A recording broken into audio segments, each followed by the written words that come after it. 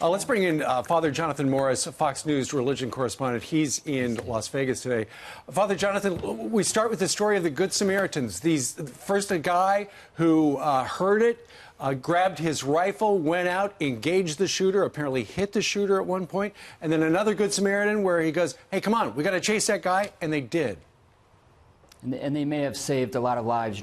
You mentioned I am in Las Vegas, and I'll be speaking to a group tomorrow, many of whom I'm sure have been affected by this tragedy here in Las Vegas of the shooter. And maybe people could say, hey, we got to get out of this place, get out of Las Vegas, get out of the big cities. Look what happened in New York City just not too long ago. But here, there's a tiny little town. Who could have been, where could you be safer than this little town? And yet evil exists. And I think the real message that we can all take from this is, even though evil does exist in the human heart, and it can be anywhere, sin exists in the human heart anywhere, but grace abounds even more. And I think that what the governor mentioned earlier today is that the people there in this little town are really experiencing the grace and the presence of God because he's stronger than death itself. The interesting thing, when you think about it, Father, the church was filled with people who were praying to God to protect them and give them a long life and, all the things people pray for in a church. And yet it was there that it happened. It questions your faith. It really does, Steve, because it's like, if it you're can exactly happen there, right, Steve. if it can happen there, where is God?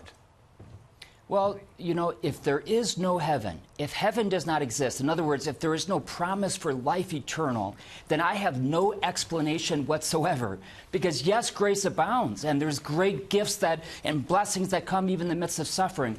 But if your child has died, if your 14-year-old child has died, like this pastor's child has been killed, where's God? Well, we have great trust and faith that there is heaven, that there is eternal life, and that is the ultimate explanation. And if it doesn't exist, I'm nuts, and we're all nuts to have faith in a God who can't protect us.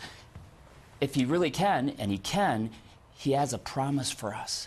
And that's the ultimate protection. It's heaven itself. Yeah, it's happening in bike lanes, it's happening at concerts, it's happening in churches. I mean, you can't go to all the things that we all love to enjoy without worrying about this. What's your message to those folks that maybe don't believe or are going through a really tough time right now and can't wrap their heads around this? Well, I certainly wouldn't offer any theological explanation to somebody who just had their son or their wife or their spouse killed. I would hug them. And I would weep with them. There's one thing that people who suffer tragedy like this always say a few days out. I would never have made it through those days if it weren't for the support of my loved ones.